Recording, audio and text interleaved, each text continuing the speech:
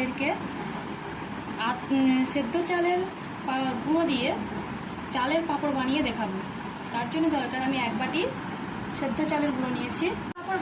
পাঁপড়ের সাথে আমি যা যা আইটেমগুলো দেবো সেগুলো হলো 3টে শুকনো লঙ্কা দিয়েছি, এটা গুঁড়ো করে ওর সাথে মেশাবো, আর নুন দেবো 1 চামচের মতো, আর কালো জিরে দেবো 1 চামচ, আর কালার করার জন্য আর কিছুটা হলুদ দেবো, আর ওর মধ্যে জল দিয়ে আমি উপকরণটা তৈরি করবো। 1 বাটি জল নিয়েছি, দরকার পড়লে আর একটু কিছু জল নেব। এবার আমি আপনাদেরকে করে দেখাচ্ছি। শুকনো লঙ্কাটাকে আমি ভালো করে হালকাভাবে ভেজে নিলাম, ভেজে এবার একে গুঁড়ো করে নেব। তারপর আমি 1 বাটি জল দিলাম পাঁপড়ের বাটিটা বানানোর জন্য।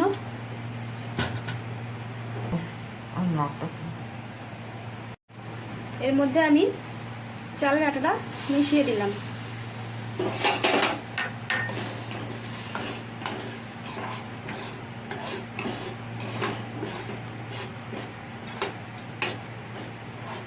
আর 1 বাটি আমি জল দিচ্ছি।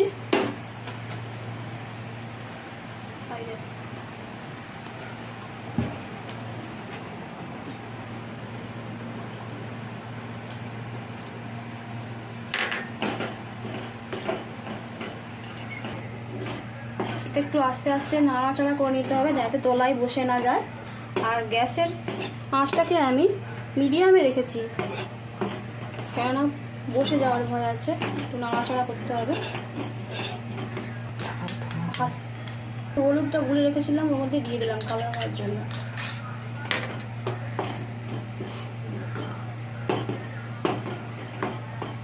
এরপর আমি এর মধ্যে লঙ্কাটা যে ভেজে রেখেছিলাম, গুঁড়ো করে নিয়েছি, সেটার মধ্যে মিশিয়ে দিলাম।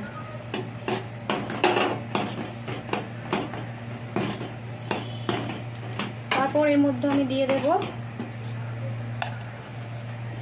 নুন 1 চামচ আর 1/2 চামচ, আর এর মধ্যে মিশিয়ে দিচ্ছি আমি কালো জিরে 1 চামচ।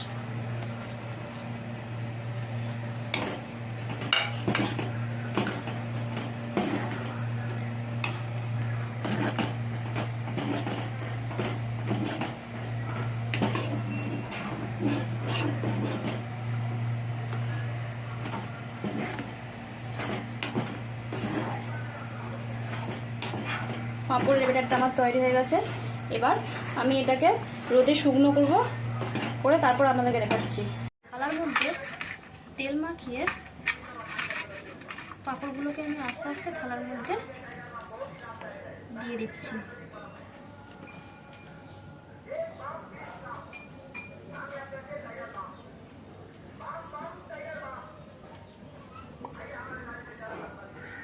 এরকমভাবে ছোটো ছোটো করে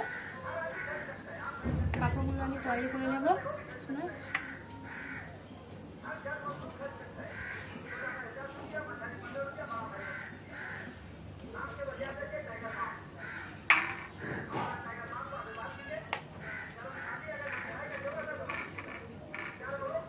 আমি আপনাদেরকে ভেজে দেখাবো কেমন হয়েছে। এরপর আমি এগুলোকে রোদে শুকোতে দেব। শুকনো হয়ে গেলে তারপর আপনাদেরকে আমি ভেজে দেখাবো যে কীরকম এই পাঁপড়গুলো হয়েছে। দেখুন বন্ধুরা, আমার চালের পাঁপড়গুলো শুকনো হয়ে গেছে। এবার আমি এগুলোকে তেলে ভেজে দেখাবো কতটা ফুলছে। প্রথমে আমি তেলটা গরম করে নেব। তেলটা গরম হয়ে গেলে তারপরে পাঁপড়গুলো আমি ভাজছি।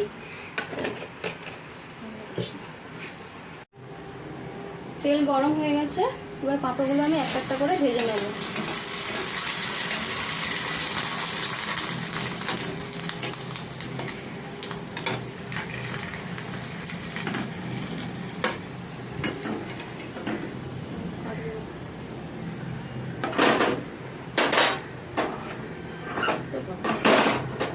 গরম হয়ে গেছে, এবার পাঁপড়গুলো আমি ভাজবো একটা করে।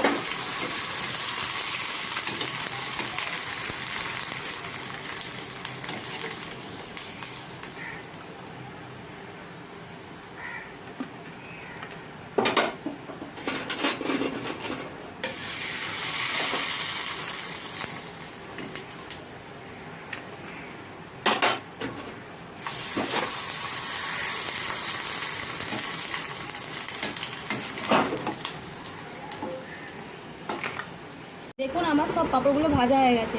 দেখুন পাঁপড়গুলো কতটা খাস্তা হয়েছে। আপনারাও এইভাবে বাড়িতে বানাবেন। আর যদি ভালো লাগে তো লাইক, কমেন্ট ও শেয়ার করবেন আমার চ্যানেল।